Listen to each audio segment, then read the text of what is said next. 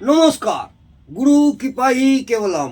আজ আমি আলোচনা করব মকর রাশি বা লগ্নের জাতক জাতিকাদের 2026 সাল কেমন যাবে।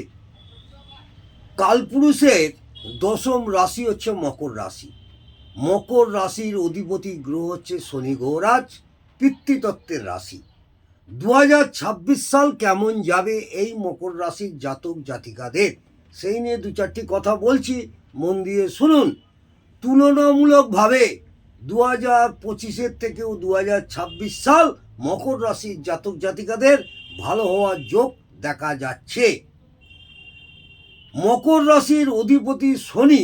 শনি একটি তান্ত্রিক গ্রহ। মকর রাশির স্বামী হচ্ছে শনি গ্রহরাজ। মকর রাশির স্বামী হচ্ছে শনি গ্রহরাজ, অর্থাৎ মকর রাশির কারক গ্রহ হচ্ছে শনি। এই শনি একটি যোগিক গ্রহ। ন্যায়পরায়ণের কারক গ্রহ, ধর্মের কারক গ্রহ, রাজনৈতিকদের কারক গ্রহ, ন্যায় বিচারের কারক গ্রহ। এই শনি গ্রহরাজ। শনির দৃষ্টি তৃতীয় এবং সপ্তম ভাবে থাকে। 12টি রাশি অতিক্রম করতে 30 বছর সময় লাগে এই শনি গ্রহরাজের। একটি রাশিতে 2.5 বছর করে অবস্থান করে। শনি যদি অশুভ অবস্থায় থাকে, শনি গ্রহরাজ যদি অশুভ অবস্থায় থাকে, তাহলে ভিত্তের মতো জীবন কাটাতে হয়। খুব কষ্টের মধ্যে ভিত্তের মতো জীবন কাটাতে হয়। দারিদ্রতা এবং মৃত্যুতুল্য যন্ত্রণা ভোগ করতে হয়ে থাকে এই শনি গ্রহরাজের অশুভত্ব প্রভাবে। এমনকি এই সব জ্বালা যন্ত্রণার সঙ্গে অসুখ বিসুখ, লিভারের রোগ, লিভার ক্যান্সার, হৃদরোগ, চোখের রোগ, হঠাৎ দুর্ঘটনা, সর্দি, ঠান্ডা লাগা, নিউমোনিয়া ইত্যাদি রোগও দেখা যায় এই শনি গ্রহরাজের অশুভত্বর কারণে। শনি গ্রহরাজ অশুভত্ব হলে এইসব রোগ বেশিরভাগই দেখা যায়। শনি ভালো থাকলে ভালো তান্ত্রিক, জ্যোতিষ, রাজনৈতিকবিদ। শনি উচ্চস্থ তুলার ঘরে, শনি উচ্চস্থ হয় তুলা রাশির ঘরে। কালপুরুষের সপ্তম রাশি তুলা রাশির ঘরে শনি গ্রহরাজ উচ্চস্থ হয়। এই শনির দুটি ঘর, মকর এবং কুম্ভ রাশি। কুম্ভের ঘরে শনি খুব ভালো ফল দেয়। এরপর আসল জায়গায় আসছি 2026 সাল মকর রাশি বা লগ্নের জাতক জাতিকাদের কেমন যাবে। মাঝে মাঝে একটু সমস্যা দেখা দেবে এই বছর, একটু সমস্যা দেখা দিতে পারে। তবুও বলবো 2025-এর তুলনায় 2026 সাল এই রবির বছরে অনেকটাই ভালো আপনাদের যাবে। সাংসারিক উন্নতির যোগ অনেকটাই ভালো দেখতে পাচ্ছি। দাম্পত্য জীবনে শান্তিও খুঁজে পাবেন এই বছর। আপনারা দাম্পত্য জীবনে যে শান্তিটা ছিল না, পরিবারের সঙ্গে একটা অশান্তি টুকটাক লেগেই থাকতো, মিশ্র ফলাফল ছিল 2025 সাল।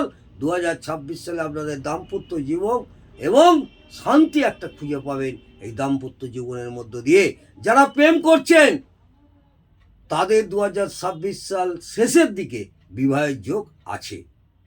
প্রথম দিকে বিবাহের যোগ সেরকম দেখতে পাচ্ছি না, শেষের দিকে একটা বিবাহের যোগ আমি দেখতে পাচ্ছি। 2026 সালের শেষের দিকে যদি বিবাহ করতে চান অক্টোবর থেকে ডিসেম্বর, তাহলে সেই বিবাহের যোগে বিবাহ করলে সাফল্য আপনাদের হবে। নতুন প্রেমের সম্ভাবনা আছে এই বছর, নতুন প্রেমের সম্ভাবনা আছে। সামাজিক ক্ষেত্রে প্রভাব প্রতিপত্তি বৃদ্ধি পাবে এই বছর। সামাজিক ক্ষেত্রে প্রভাব প্রতিপত্তি বৃদ্ধি পাবে। উচ্চ শিক্ষায় যারা বাধা পাচ্ছিলেন, উচ্চ শিক্ষায় সাফল্যতা হওয়ার যোগও প্রবল দেখতে পাচ্ছি। যারা বিদেশে আছেন তাদের ক্ষেত্রে প্রবল উন্নতির যোগ দেখা যাচ্ছে। যারা বিদেশে বসবাস করছেন তাদেরও এবছর ভীষণভাবে উন্নতির যোগ আমি দেখতে পাচ্ছি। প্রতিযোগিতামূলক কাজে জয়ী হবেন। এই বছর প্রতিযোগিতামূলক কাজে জয়ী হবেন। লটারি প্রাপ্তির যোগ প্রবলভাবে দেখতে পাচ্ছি। তাহলেও যদিও এটা সার্বিক বিচার, আমি বলবো আপনাদের বাচ্চাটা দেখে, আপনাদের জন্মপঞ্জিকা জন্মকুষ্টি দেখে তারপরেই ফাইনাল বলা যায় আপনাদের লটারি পাবেন কি না। এই বছর আপনাদের লটারির যোগ জুন মাসের 2 তারিখের পর থেকে আপনাদের লটারির যোগ শুরু হবে। লটারির যোগ পাওয়ার সম্ভাবনা প্রচণ্ডভাবে দেখতে পাচ্ছি। আত্মীয় স্বজনদের সঙ্গে সুসম্পর্ক বজায় থাকবে। এই বছর আত্মীয় স্বজনদের সঙ্গে সুসম্পর্ক বজায় থাকবে। বিবাহের ক্ষেত্রে একটু বাধা হবে, কিন্তু ঠিকমতো বিচার করে বিবাহ করলে বাধা কেটে যাবে। তাহলেও শেষের দিকে বিবাহ করতে হবে, না হলে বিবাহের একটু ঝামেলা, একটু দেখাশোনা করেও বিবাহ হচ্ছে, কোনো কারণে কেটে যাবে। এই বছর সন্তানের উন্নতির যোগ আছে। যেসব জাতক জাতিকা মকর রাশির জাতক জাতিকাদের সন্তান যারা আছে, তাদের যেটা 2025 সালে যেটা পাননি, এই বছর তাদের সন্তানের উন্নতির যোগ আমি প্রবলভাবে দেখতে পাচ্ছি। এবছর যারা বিদেশে পড়াশোনা করছেন বা করতে চান, তারা বিদেশে পড়াশোনার জন্য চেষ্টা করুন, বা বিদেশে পড়াশোনা করছে তাদের ক্ষেত্রেও ভীষণভাবে উন্নতির যোগ আমি দেখতে পাচ্ছি। যারা গুরুগিরি করে, জ্যোতিষ করে, যারা জ্যোতিষ আছেন তাদের ক্ষেত্রে 2026 সাল খুব ভালো।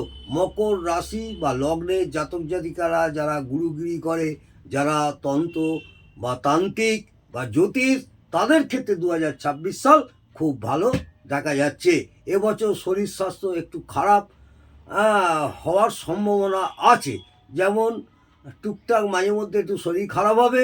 এছাড়া হাত পা ভেঙে যাওয়া, চোট লাগা বা দুর্ঘটনারও যোগ আছে। সেই দিকে সাবধানে থাকতে হবে। সারা বছরই একটু সাবধান অবলম্বন করবেন। রাস্তাঘাট পারাপার এবং ছোটোখাটো কোনো দুর্ঘটনার সম্ভাবনাও দেখা যাচ্ছে এই বছরে। পিতা মাতার শরীর নিয়ে দুশ্চিন্তা হবে। মকর রাশি বা লগ্নের জাতক জাতিকাদের পিতা মাতার শরীর নিয়ে একটা দুশ্চিন্তা থাকবে। স্ত্রীর শরীর নিয়ে টাবল পেতে হবে। আপনার পরিবার, স্ত্রী জাতকদের উদ্দেশ্যে বলছি, তাদের স্ত্রীর শরীর নিয়ে একটু টাবল পেতে হবে। আর মকর রাশি বা লগ্নের জাতিকাদের ক্ষেত্রে বলছি, তাদের স্বামীর ক্ষেত্রে সেরকম একটা কিছু হওয়ার সম্ভাবনা নেই। এবং স্ত্রীর অপারেশনের যোগও দেখা যাচ্ছে। স্ত্রীর অপারেশনের যোগও দেখা যাচ্ছে। অনিদ্রার যোগ এবছর থাকবে। একটু ঘুম কম হবে। মাঝে মাঝে অতিরিক্ত ব্যয়ের সম্ভাবনা থাকে। ব্যয়ের সম্ভাবনা, অতিরিক্ত ব্যয়, সেই ব্যয়ের সম্ভাবনা থাকবে। সঞ্চয়ের ভাগটা ততটা হবে না। সঞ্চয়ের ভাগ খুবই কম। হঠাৎ করে অর্থ পাওয়ারও যোগ আছে। হঠাৎ করে অর্থ পাওয়ার যোগ আছে। এবং এই বছর যারা মামলা মোকদ্দমা করছেন বা মামলা মোকদ্দমায় জড়িয়ে আছেন, তাদের এই বছর মিটে যাওয়ার সম্ভাবনাও প্রবল দেখতে পাচ্ছি। মকর রাশি বা লগ্নের জাতক জাতিকাদের যারা মামলার সঙ্গে জড়িত বা মামলা চলছে বহুদিন ধরে, এবছর মিটে যাওয়ার সম্ভাবনা প্রবল দেখা যাচ্ছে। এবছর যারা বিজনেস করছেন তাদেরও মিশ্র ফলাফল হবে। যারা নতুন কোনো ব্যবসা করতে চান, তারা জুন মাসের 2 তারিখের পর নতুন ব্যবসা করবেন, ব্যবসায় সাফল্য পাবেন। এবং যারা লৌহের ব্যবসা করেন বা আপনার বিল্ডিং মেটেরিয়ালসের রড, এই ধরনের ব্যবসা করেন, অথবা কোনো গাড়ির ব্যবসা করেন বা কোনো হার্ডওয়ার্সের ব্যবসা করেন, তাদের এবছর একটা সুবর্ণ সুযোগ, তাদের উন্নতির যোগ আমি প্রবল দেখতে পাচ্ছি। আজকে এই পর্যন্ত।